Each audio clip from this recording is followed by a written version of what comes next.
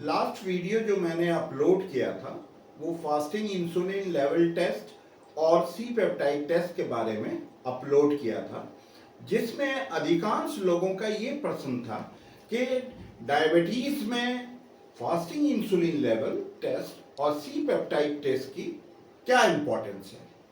तो आज मैं आपको उसकी इम्पोर्टेंस के बारे में बताने जा रहा हूँ।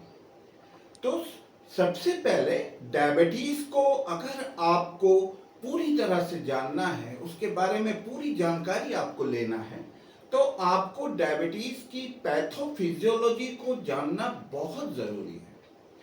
तो डायबिटीज में का जो मूल कारण है वो है इंसुलिन रेजिस्टेंस, और इंसुलिन रेजिस्टेंस से डायबिटीज होती है, ब्लड शुगर बढ़ता है आपका। तो इंसुलिन लेवल जो जांच होती है उससे हमको इंसुलिन रेजिस्टेंस का पता लगता है, जो कि डायबिटीज का मूल कारण है। तो अब हम आते हैं सी पेप्टाइड टेस्ट पे।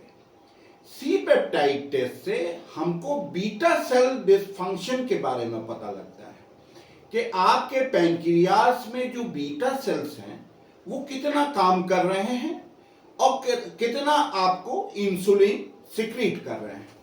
तो इन दोनों टेस्ट से हमको ये पता लगता है कि हमारा इंसुलिन रेजिस्टेंस कितना है बॉडी में, और दूसरा बीटा सेल डिसफंक्शनिंग कितनी है। तो ये दोनों ही टेस्ट जो है डायबिटीज की डायग्नोसिस और डायबिटीज के ट्रीटमेंट के लिए बहुत ही महत्वपूर्ण होते हैं, बहुत ही जरूरी होते हैं। दूसरी जो एक बहुत इंपॉर्टेंट चीज है जो सी पेप्टाइड लेवल से हमें और पता लगती है, वो ये कि जो हमारा डायबिटीज रिवर्टिस प्रोग्राम है न्यूटैक्सी का, तो उसमें क्या होता है कि जब पेशेंट इनरोल होता है, जब इनलिस्टेड होता है हमारे प्रोग्राम में, तब हम लोग जब सी पेप्टाइड लेवल की जांच कराते हैं तो उसका जो सी पेप्टाइड का लेवल होता है वो किसी का 0.3 होता है, किसी का 0.4 होता है, क्योंकि ये लोग जो है 20-25 साल से डायबिटीज का ट्रीटमेंट लेते रहते हैं, इंसुलिन पे भी रहते हैं, ओरल हाइपोग्लाइसेमिक ड्रग्स वगैरह पे भी रहते हैं। तो इनका जो सी पेप्टाइड टेस्ट है वो किसी का 0.3, किसी का 0.4 ये रहता है।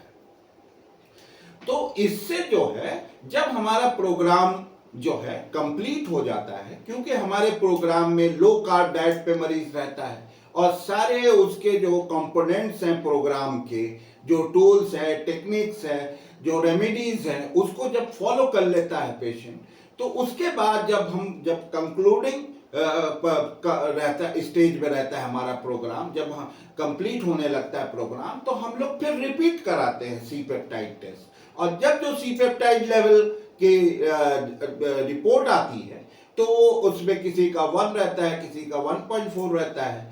तो इसको दोनों को जब हम कंपेयर करते हैं तो हमें ये पता लगता है कि जो ओवरऑल बीटा सेल डिसफंक्शनिंग है वो भी काफी करेक्ट हो सकती है, और ये चीज हमें रिसर्चेस में भी मिलती है।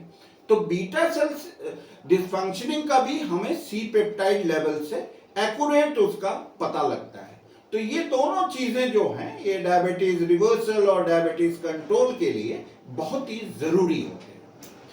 तो अगर आप या आपका कोई रिश्तेदार जो है डायबिटीज जैसी बीमारी से जूझ रहा है, तो दुनिया के किसी भी कोने से हमारे डायबिटीज रिवर्टिस प्रोग्राम, जो कि 3 महीने का प्रोग्राम होता है, आप ज्वाइन कर सकते हैं। आप देर ना करें, अभी ज्वाइन करें, हमारी टीम आपसे कोऑर्डिनेट कर लेगी। मुसीबत का पहले पता लग जाना ये भी एक ब्लेसिंग इन डिस्गाइज है। तो आप देर ना करें, अभी आप अपना रास्ता बदलें और एक नए सफर पे जिंदगी की एक नई शुरुआत करें।